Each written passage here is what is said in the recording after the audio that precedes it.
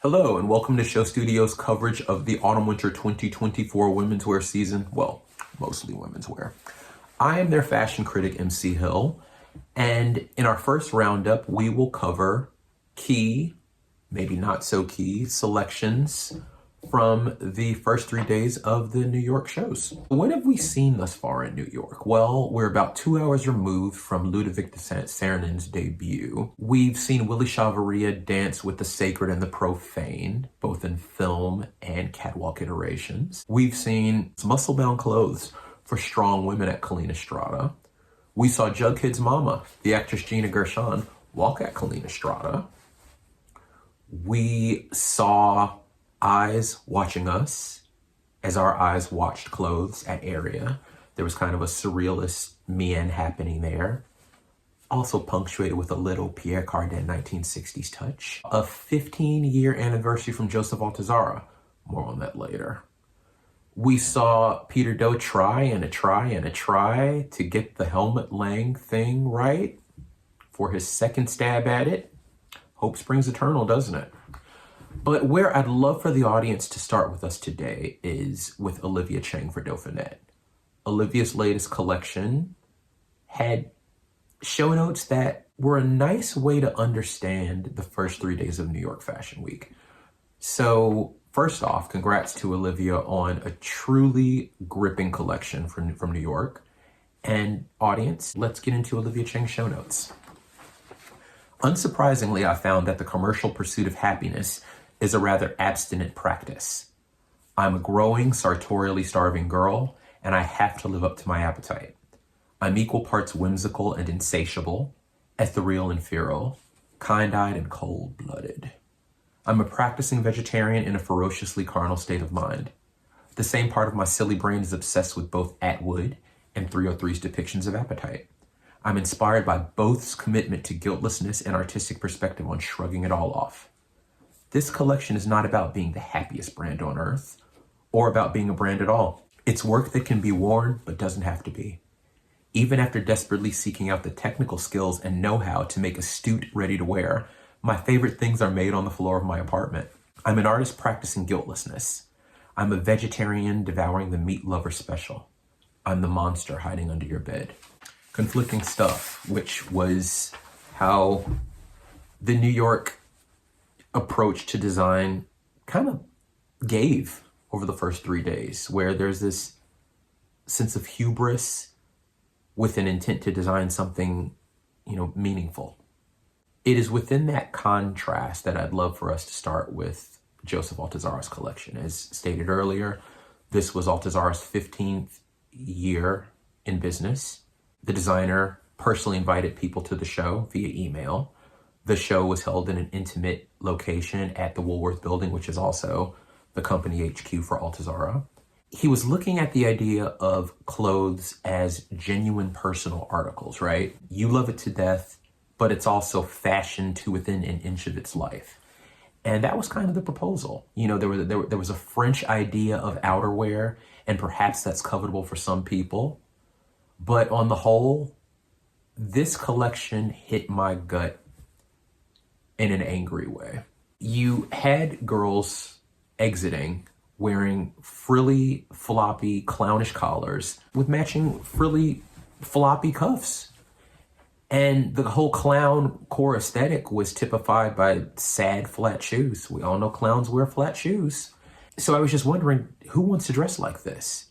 This was a collection devoid of a savage sense of style, an idea of appreciating a perversity, maybe an avant sensuality, a next level sexuality. These were unfortunate looking clothes. You had knit trousers, right? That were a hybrid of a jodhpur silhouette, but also kind of like pooled just below the ankle, tightened up at the ankle. I just explained what jodhpur is to our audience. Interesting. In any case, so you got to think, or maybe I got to think about Hilliard Bartley, who's done trousers in wool fabrics before. But there's a whimsy, there's a personality, there's a life to those clothes. These were just sad and unfortunate and craven clothes for a person who doesn't really want to communicate their style to society.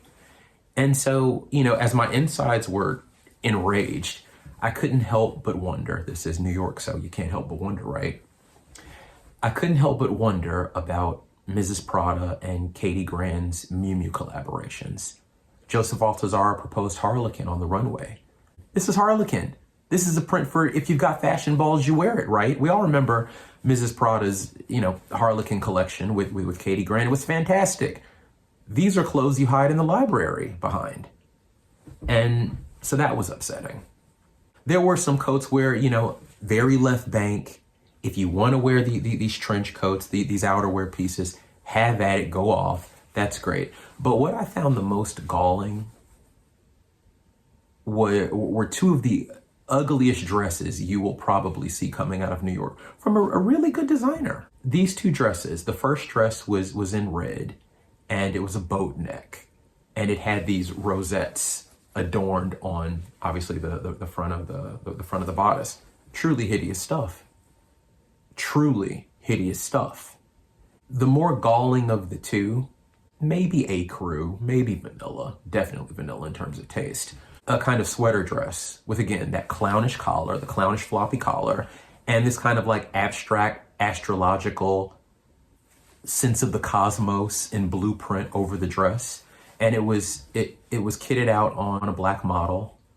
And I couldn't help but think of Albert Elbaz's, was it his 2010 collection for Lanvin?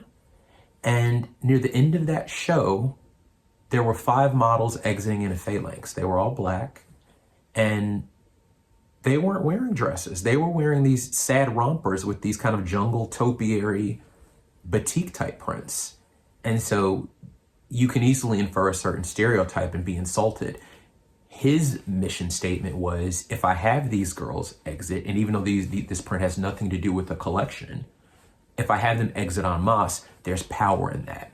Well, no. What you're doing is empowering otherness, which we don't like, do we? Particularly this being Black History Month. And so I couldn't help but think about that understanding, that cultural common sense within the idiocy of putting the ugliest dress on a plus-size Black female model. Do better, Joseph Altuzarra. Not okay. This is the designer who shouted from the rooftops when they started that their idols were Tom Ford and Nicolas Ghesquière. Now, there was a little Ghesquière touch, a little one, in this collection. You think about Nicolas Ghesquière's reconstruction of the Centre Pompidou for his Louis Vuitton collection 5 years ago. That collection was eminently more chic than this one, right? There was kind of an exclusionary, heightened style council, 1980s Jean-Paul Goude, courting Grace Jones feel. These hats were not those, but, it was kind of there. There was one Harlequin look that I guess it could be argued was incredibly sexy because it bore skin. And that makes you think about last year's Gucci women's collection. Again, Gucci, the provenance of Tom Ford. I was dismayed to have not seen some of his great works on display this time. It was sad in an otherwise joyous moment where his daughter runs out to greet him at the end of the show. There was something very sweet about that, but this is not sweet. This is fashion. We like good clothes that we want to buy. We don't like clothes that we want to run away from one of our most well-known designers. So there we go. Not a good showing from Altuzarra. And, if you disagree, feel free to leave notes in the comments. We do love our dialogue, don't we? Moving on, let's keep consistent and go with Joseph Altuzarra's buddies, Jack and Lazaro, for Proenza Schouler. Joseph Altuzarra did intern at Proenza Schouler, so there's your continuity. In any case, Jack and Laz showed yesterday afternoon. This collection had, again, that French thing, right? You had that catchphrase, je ne sais quoi, in this one, to where it's a tough one to put your finger on why you liked it, but something triggered inside of you where it's like, I'm feeling something in this collection. The music by Michel Gaubert, the soundtrack kind of meandered on. You were waiting for it to go someplace, and it never did. And maybe that's a good thing because the clothes went everywhere. So maybe the music was a place setter for truly good clothes. You definitely had your Proenza Schouler, codes, right? You're kind of like cape dresses, shawls, net shawls over net dresses, shredded boucle. They've shredded fur in the past, they've shredded shearling in the past, and so they're shredding boucle in these kind of like well-worn peepholes. And they eschewed their kind of art intercepts for just good clothes and the idea of a feeling. And when you bring Lisa Winkler back for a second season, you bring Delphine Barfour back for a second season, you bring, one of the old time friends, Ameline Valade, back to walk, you're getting sensuality in your collection, right? You may not get overt sexuality, but you definitely get an inherent, almost overt sensuality within these clothes. The runway was narrowed down to the width of a pencil. And so these models had a certain speed and a certain scale to negotiate. And what does that make us think of? The idea of a feeling, the idea of something sensual. Clothes that you may not be able to describe, but you instantaneously lust after them. You want to be these girls. Well, you think of Helmut Lang, don't you?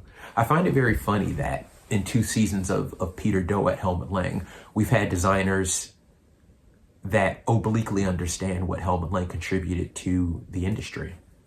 Proenza Schouler did it last season with their feathers. This time they did it by reorienting the runway and also by giving us a feeling, a genuine feeling, right? More back to the clothes conversation. We saw the return of that Proenza Schouler high-collared coat. This is a callback to their American return from Paris 5 years ago with that great Americana collection, where Claire McCardle's influence kind of reigned supreme.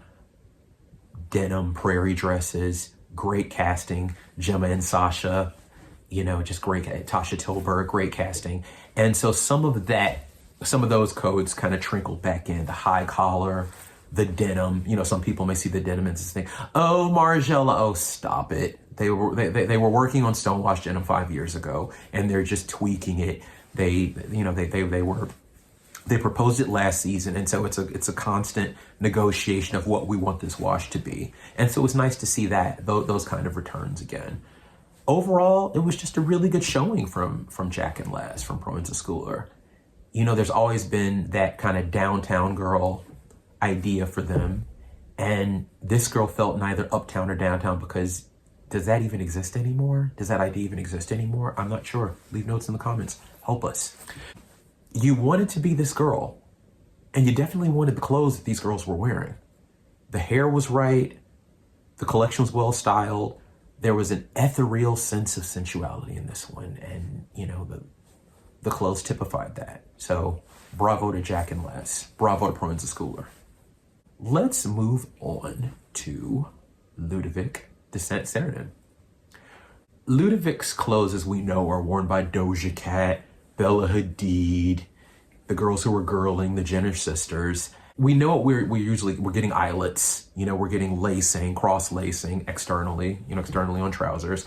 And so we know those Ludovic codes. We're getting, rhinestones, an idea of shimmer, silk, translucency, transparency. So we know the Ludovic codes. It was very interesting then to see the Ludovic codes take a turn towards perversity. Ludovic's not really known for perversity, right? His codes are straightforward. Sex. What were you thinking, Ludovic? Sex. And while we got sex, there was a kind of darker underbelly, which is perversity. And all you had to do was look down at the female model's feet and you saw Melody Shoe.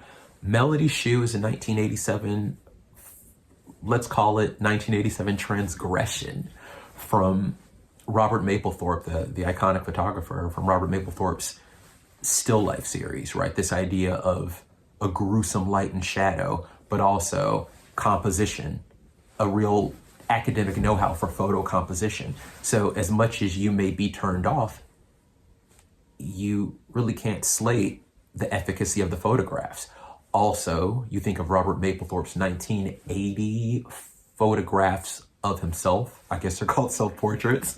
And in one self-portrait, he styled gendered female. In another self-portrait, he's gendered male. And so you think of these kind of stereotypes of male and female, particularly in 1980.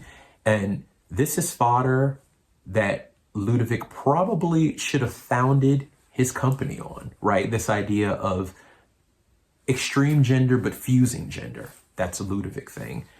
You know, perversity. That's a Belgian thing. Ludovic is Belgian. And, you know, with Mapplethorpe, if the great designers, Eddie Slimane, can curate a Mapplethorpe exhibit, if Raf Simons can inculcate Robert Mapplethorpe articles in his own collection for pity, if Jonathan Anderson can collect the work, well, maybe Ludovic can do something with it, and with it he did. What does Ludovic usually give you? Sex. Well, this time, the sex was counterbalanced with an undercurrent of violence, right? You had Ludovic's typical lacing, but the lacings were for leather trousers, not denim, not indigo blue denim, but hardcore black leather. Ludovic's accessories offerings were kind of BDSM themed. Another Mapplethorpe still life with a kind of ass cascading over underwear. Ludovic has also posed in thongs before, and so I just couldn't help but think, oh God, this is Ludovic's own self-portrait in handbags. So take that for what you will. Also, a call back to Mapplethorpe and just, you know, historic LGBTQIA plus culture is the coat of the hanky. And in one of the models, actually my favorite look, a black leather bomber, because duh. And yeah, black leather bomber, black leather trousers, and there was a red hanky on the right side, on the right back pocket of the model's trousers. And if you know your hanky codes, my girls out there who know their hanky codes know best, right? Right side means sub, red means fisting. So there you go. Sorry, Mom. And so you had this really wild undercurrent of filth, a Belgian idea of filth particularly, which I'm very much into. Veronique Leroy and all of her goings on in early Teskins. Speaking of Teskins, if you look at the girls bodice up, the beauty, eerily reminiscent of Olivier Teskin's hair for his first season at Nina Ricci. In terms of the design, the Ludovic design team righted a couple of historic Ludovic de Saint Sernin wrongs. You know, there are often these kind of design faux pas where maybe the armholes aren't proper, maybe something's not tailored properly, maybe a dress isn't stitched correctly. Well, the fit, say for a red leather dress and maybe one bustier, the fit was right. The hips were hipping, the contours were contouring. The girls looked properly sexy. They also looked ginormous, like in a kind of 80s glamazon way. And so the design team, the Atelier, Ludovic's team, definitely thought about, okay, we remember what happened 4 years ago with the menswear. We're not having that this time. And so the trousers were right. There was a new boot. Think of that kind of black Prada trainer with the red tab at the sole, and if that went into a sex club, and that's what you got from the shoe. Also, the angularity of the hemlines on the dresses, the angularity of the hemline. Personally, you know, I thought about Anthony Vaccarello when he was designing his own clothes for his main line, and his 2015 collection, which had a real kind of hardcore approach to nailing an angular hemline, you know, very geometric, very hardcore. And Ludovic reflected that this time. So you kind of have those Belgian echoes in this one. Also, there was a kind of like strappy sliced chain dress. And you can maybe think about the Belgian model, Anouk Lepere, right? A Jesquer girl. And she wore a similar dress in one of the great Dolce & Gabbana womenswear collections from about 20 years ago. So there were these weird Belgian portals for a designer that you don't really think is Belgian often, right? You know, maybe you thought some of these clothes looked like the less kind of sweeping, languorous version of his ill-fated And de Meulemeester debut. Maybe it was. I just saw a gloss and a slickness that was reminiscent of Robert Mapplethorpe. You know, that kind of like perverse play on gender roles. Also, you know, transgressions within the people that he photographed. Ludovic did a good job of adding a bit of that filth into his own world. And so, you know, the kind of like softness, the daintiness, the effortless girls who were girling for Ludovic definitely changed to kind of tough as F-U-C-K, right? And a strong sense of sexuality in this collection. So this was a successful New York City debut for Ludovic. I can't help but kind of encapsulate the New York shows going back to Olivia Chang's show notes and this idea of extreme contrast, right? A design ethos mixed with hubris, you know, the intent, the overconfidence to be great, but the execution is faulty. You know, I think of a Samantha Jones quote, Samantha Jones, that iconic character from Sex and the City, when men are flailing. Well, when you think about the first 3 days of New York, outside of a few collections, they really weren't that great. You sensed a palpable sense of the flail, a timidity in design, maybe, a craven approach to great design, really. And you just wonder what's happening in New York.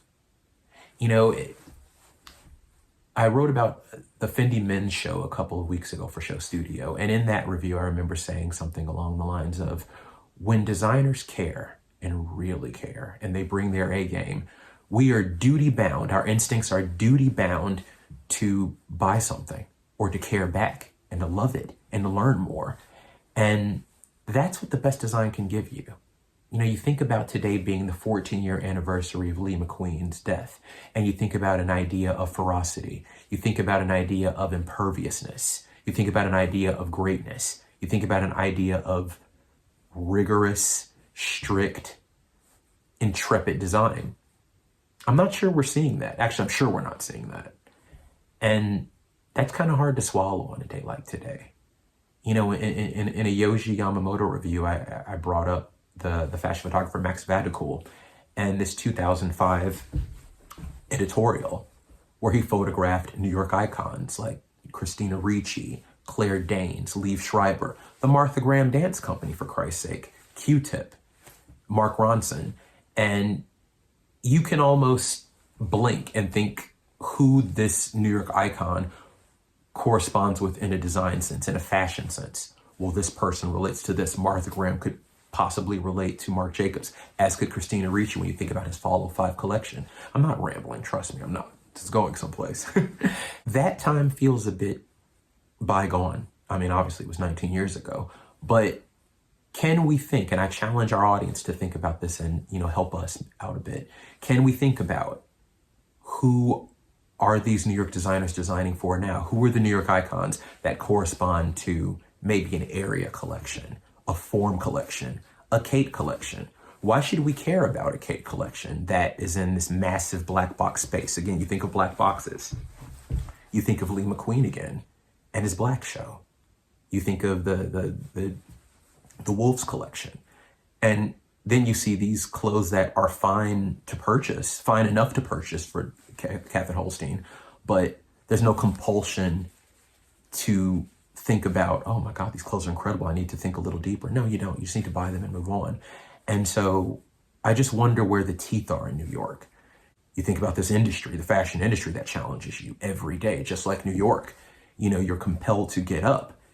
You have that aspiration, you have that ambition to do better, to be better, to actualize something for yourself, for your family, for whoever, right?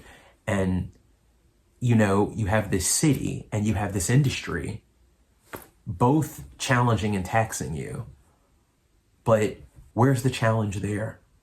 As an audience, we should be challenged. As an audience, we shouldn't sit here shaking our fists at what the heck is going on in New York. Why is New York flailing? It's that Samantha Jones quote, when men are flailing. Why is New York flailing? So we've had some good collections. We've had maybe half of a great one, 1.5 great ones. But as hope does in fashion, it springs eternal. So thank you for listening.